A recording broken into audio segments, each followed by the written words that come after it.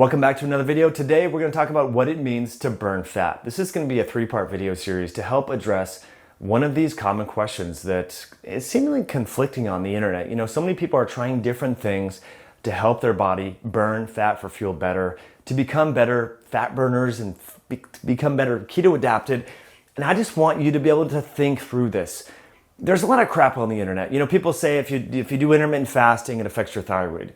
Don't do intermittent fasting because it raises cortisol. Well, that's a necessary part of this withdrawal process when it comes to withdrawing stored fat, right? So the whole goal of this channel is to help you think through this so that you don't have to ask the gurus questions. You know how your body works. And so in this three-part video series, we're going to unpack that. In this first video, we're going to talk about what it means to store fat and how fat is liberated. In part two, we're going to talk about specifically fat oxidation. In part three, we're going to talk about fat recycling, super fascinating stuff. So if you're not yet subscribed, you got to do so. If you like this content and these whiteboard videos, hit that like button. I listen to your comments because we've had like orange marker and it didn't show up. So hopefully the pink and blue show up well, but let's get into it, right? So many of you work, right? You have a job, okay? So when you make money, you deposit that money into your checking account. Now, we all wish our money was lingering around our checking or savings for longer than it normally is because we have to make withdrawals to pay for things like our mortgage, our health insurance, our health savings accounts, our cars, all that, right? Well, your body has a similar kind of check and balances, if you will, and thanks to adipose tissue or fat tissue, we can store energy that we eat for that rainy day that for some people never comes, meaning that we keep gaining weight. And so in this video, we're going to talk about how to withdraw stored energy so that we don't have the rainy days that never come. All right, so let's talk about it. So instead of getting money, right, what you're doing in your body is you're eating food, and that food energy is being redistributed by lipoprotein particles. Okay. You've heard about this from other people that we've had on this podcast, on this channel, like Dave Feldman. We've talked a lot about lipids, okay? Lipoprotein particles include, but are not limited to, very low density lipoprotein VLDL.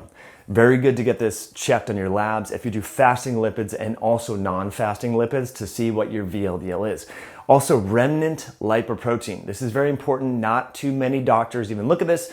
It's very atherogenic. I highly recommend that you do check your remnant lipoprotein because this is going to help to redistribute fats, you know, from your liver and, you know, recently absorbed foods to the rest of the body, right? And then of course you have your low density lipoprotein or your LDL, okay? So these lipoproteins, not only do they in their spherical structure contain cholesterol, because again, when you see them on your labs, they're very low density lipoprotein cholesterol or LDL cholesterol. So people think cholesterol bad, but these lipoproteins carry triglycerides. And so that is basically a molecule of 3 fatty acids with a glycerol backbone. And these triglycerides are stored in adipose tissue, or they can be directly utilized as fuel in the muscle tissue of your skeletal muscle or your heart or your brain, for example. If, for example, you eat a meal, then exercise right away, okay? But the enzyme responsible for kind of offloading the recently ingested food into your kind of metabolic savings or checking account is lipoprotein lipase, LPL. Okay. So again, this enzyme is just offloading this into the adipose tissue, and the adipose tissue will hold on to it, hopefully for not too long, right? Because you're exercising, you're compressing your feeding window, you're not snacking all the time, right? All these things, by the way, affect the activity of lipoprotein lipase and also hormone-sensitive lipase. Hormone-sensitive lipase is kind of like your ability to spend energy or spend money in the context of the analogy that we've been utilizing and talking about here today about banking and income and all that, right? So in the fasted states or when you're exercising, and really when insulin is low, insulin is a major inhibitor of hormone-sensitive lipase. And so when insulin is low, what hormone-sensitive lipase is going to do is say, hey, adipose, we need some energy. And so some of these stored triglycerides are going to be released as free fatty acids, okay? So these lipolytic enzymes, what they do is they lipolyze the triglycerides, okay? Remember, triglycerides, I'm just going to draw it right here and so forth. So we have G here for the glycerol backbone, 3 fatty acids. This is important because in video part 3, we're going to talk a lot about glyceroneogenesis. And this is so fascinating. It has to do with sort of this fat recycling that nobody's talking about, but I think it's a really big deal. 50% of the fat that's liberated from hormone-sensitive lipase is recycled, guys and gals. Huge deal. And so as we get more metabolically inflexible, that recycling process goes down. And I think that's a bigger, it's a big point that no one is seemingly talking about. Okay, so hormone-sensitive lipase helps this triacylglycerol or triglyceride be liberated into its glycerol backbone and also the fatty acids. And those free fatty acids, FFA, right, can be utilized by your working skeletal muscle. This is why exercise is so important, because really where we're oxidizing fats for fuel, ultimately, I mean, all cells oxidize lipids or have the ability to oxidize them for the most part outside of maybe your red blood cells and maybe certain neurons and retina and so forth. But most tissue that you care about that's metabolically active can utilize these free fatty acids for energy. And this is why if you want to be better, more fat adapted or keto adapted, and you want to burn more fat for fuel, you need to move your muscles. So have a standing desk instead of a sitting desk. Walk instead of drive. Ride your bike instead of drive.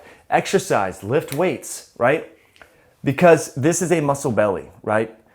Again, we burn very appreciable amounts of fat inside our muscle tissue.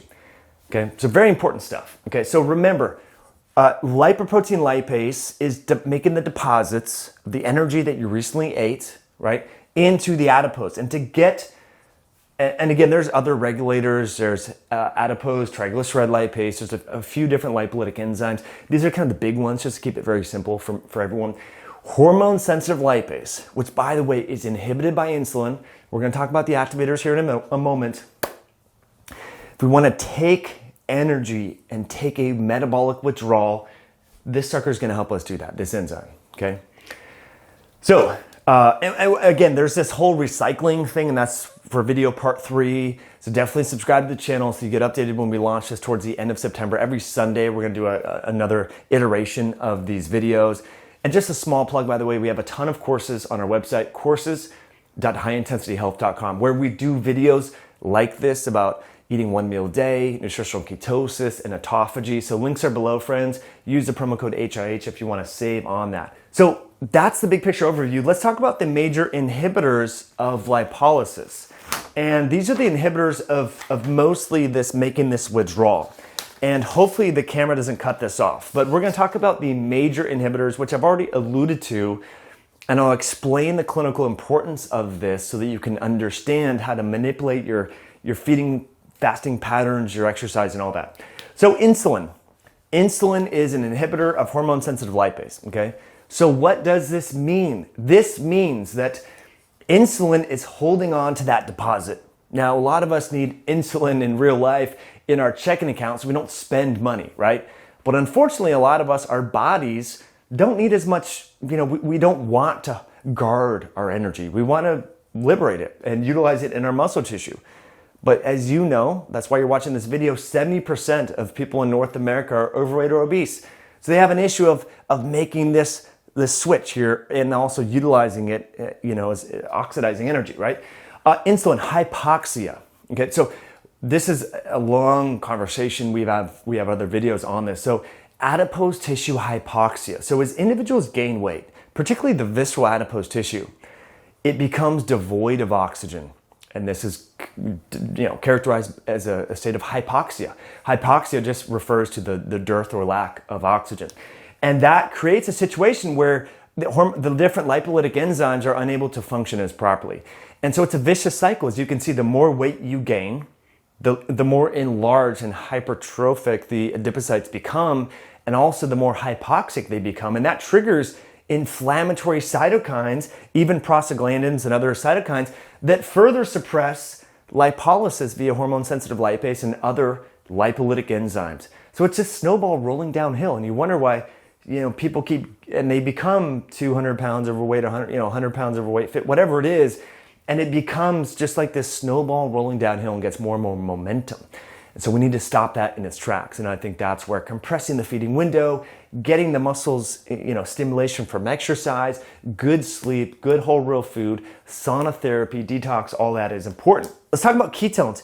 Ketones inhibit this process. Now, some of you are like, hold up, my ketones make me more fat adapted, blah, blah, blah. Well, ketones are, almost negative feedback inhibitors of this process here. Now, remember, I'm a pro keto guy. This channel, we talk a lot about nutritional ketosis, but if you're trying to oxidize fat for fuel, I don't recommend supplementing with exogenous ketones because ketones are a source of energy. They're going to have negative feedback inhibition on this release of free fatty acids, right? Here's a unique way to think about what ketones do. Ketones are like a bunch of these free fatty acids put together. So if you think about like beta hydroxybutyrate, if you look at it molecularly, and maybe you could pause this video and open up a new window and Google a free fatty acid or acetyl-CoA, and then Google beta hydroxybutyrate. And you'll see it's basically essentially two free fatty acids joined together. So it's almost like a controlled or sustained release free fatty acid that enables more permeability or penetration into the brain through the blood-brain barrier. So remember, free fats can't directly cross the blood-brain barrier to be utilized. However, ketones are kind of a backdoor mechanism for fats to get into the brain. Okay, so these are kind of the major inhibitors, of this withdrawal. And let's talk about the activators, things that you can do. And let me just pause. I'm not one of these guys that says insulin is the devil. I know in other videos, some of you have commented on, my wife and I recommend and we take and we sell whey protein. And some of you are like, whoa, hold up. Like whey protein, it spikes insulin. You're like, well, yeah, so do eggs, so does beef, so does a million other things, right? Foods that you eat raise insulin because remember, when you're eating food, your body utilizes insulin to store energy because unless you're going to exercise right after you eat, you need some way to store that energy, and insulin is involved in that. We've kind of demonized insulin. I'm not saying having high levels of insulin all the time is favorable, but if you're intermittent fasting or time-restricted feeding and you're having your bolus meals, there's no problem having insulin being raised, okay? So I just wanted to throw that out there. I'm not saying insulin's a devil. Hyperinsulinemia is problematic. Prolonged insulin out of context is problematic. Does that help? Does that make sense? All right, so let's talk about the activators of the lipolytic process. And let me just take a time out, right? Lipolysis does not mean fat burning. That's fat oxidation. So what we're doing is we're taking if you're a baseball fan, right? The pitch does not guarantee a home run, but what we're doing is we're pitching the fats out here so the muscle cells can hit it out of the park. That's what we're doing. So it takes two to tango, so to speak. You first need to throw the ball, right? You need to take the fats out of the adipocytes, that's throwing the ball, and then to actually burn the fat, that's fat oxidation, and that's video part 2. But let's talk about the activators of lipolysis. Okay, so we have norepinephrine and noradrenaline. So these are called the beta agonists, beta adrenergic agonists and so forth. So these are adrenaline, noradrenaline right here. And so other compounds, like for example, bodybuilders will take cytomel, and they'll take that's T3, but they'll take another compound that I'm drawing. It's a medication that's used for asthma. And so that actually helps with fat oxidation. I've actually taken this before, way back in college. It makes you shaky as heck, but it helps enhance lipolysis, which can help you burn fat. I'm forgetting the name of the medication right now. I'll put it on the video screen here too. Growth hormone, cortisol, T3, okay, and caffeine. So this is why I like caffeine. I have other videos that talk about the science of caffeine from way back in 2014, but let's talk about cortisol first, because cortisol has a negative connotation. Some people think cortisol is bad, like because it's associated with stress.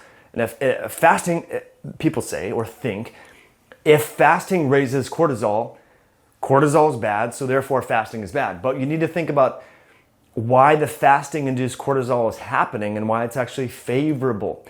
Cortisol is helping to make metabolic withdrawals. It's helping your adipocytes release fat so that it can be burned as fuel when you're fasting, because you're in a low state. And also it helps gluconeogenesis. Remember, there are certain cells and tissues in your body that absolutely need glucose. They can't utilize fats, for example, your red blood cells. So cortisol helps with this glycerol right here, glycerol neogenesis. Not gluconeogenesis, glycerol neogenesis. That's the conversation of video part 3. Towards the end of September, we're going to launch that. And so does human growth hormone. So growth hormone helps to spare lean muscle mass in a fasted state and during exercise from being broken down or catabolized to make more gluconeogenic precursors. But human growth hormone also helps to release fat by enhancing hormone-sensitive lipase. So human growth hormone, cortisol are our friends, guys. So don't be scared of this. Now, again, cortisol is problematic out of context. You don't want hypercortisolemia. You don't want elevated cortisol outside of its normal circadian oscillation, just like you don't want elevated insulin all the time. Does that make sense? So it's not, we can't say insulin is bad or cortisol is bad. We can't say insulin is always good and cortisol is always good. It's context. Context, context, context. We need to think about that. So thyroid hormone as well. So these are why these hormones are so important. A lot of bodybuilders, a lot of fitness models that are trying to get cut take extra thyroid hormone. Why? Because it's involved in stimulating hormone-sensitive lipase. Thyroid hormone also affects the mitochondria within your muscle tissue and your heart tissue and other tissues to help fat become oxidized. Last but not least, caffeine. Caffeine also helps here. I love caffeine pre-workout. We sell a clean pre-workout over at myoscience.com. I love caffeine because it not only helps you liberate more energy via hormone-sensitive lipase, but also helps you oxidize some of that energy a little bit better, and it helps the mental component of exercise. So for example, if say you're doing a relative perceived exertion of 9 out of 10, so this is like almost an all-out max, caffeine helps to blunt that pain response so that you can really give it your all. So if you're struggling to have really intense, good workouts and you're trying to become accustomed to having better pain tolerance, caffeine can help there. So I think that's pretty much it for this video. But again, you need to keep in mind that 48% of fats that are liberated are recycled. So something that's kind of interesting is, is it more about this recycling process? And could that be why fasting, why exercise and a ketogenic diet is helpful? I don't really know, but it's interesting. And we know that in individuals that are metabolically inflexible, this recycling process goes down. And so what we have is more stagnant lipids there that might be a problem. Whew. All right. Hopefully that was under 10 minutes. Sometimes I can ramble, as many of you know, but I am super grateful that you are still here. That must mean that you enjoyed this video. If you did, you definitely gotta hit that like button. I would love to know your comments below. If you want more whiteboard videos like this, let me know. How did this pink marker work out and the blue marker? I'm self-shooting this on a Saturday afternoon, so I certainly hope that it worked out because I don't want to edit this later tonight and be like, oh, Mike, you used the wrong marker. Anyway, friends, very grateful that you're here. Definitely subscribe because in all of September, we're talking about fat, burning fat for fuel, becoming more fat adapted. It's a process that I really want to help you better understand because there's so much junk on the internet, man. People are just saying all these crazy things and confusing the issues. And I just really want you to be able to think through this above all else. I don't want you to be an expert necessarily. But when someone says fasting is bad because it raises cortisol, you can say, well, why is that bad? Because when you're fasting, cortisol helps you liberate more fat to make ketones because you don't have enough glucose around. All right, we can go on and on. Friends, thanks for tuning in. We'll catch you on the next video. I appreciate you for, watching all the way through here. Hope you have an awesome day.